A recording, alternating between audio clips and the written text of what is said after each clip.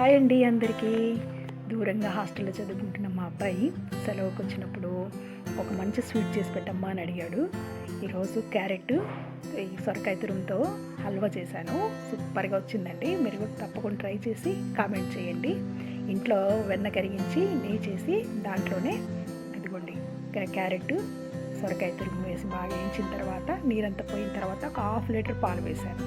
ఈ పాలు కూడా దగ్గరికి అయ్యే వరకు కలబెడుతూ ఉండాలి, అడుగంటకుండా చూసుకోవాలి. ఇక్కడ మాత్రము బాగా ఇంకిపోయిన తర్వాత ఒక 2 గ్లాసులు పంచదార వేశాను నేను.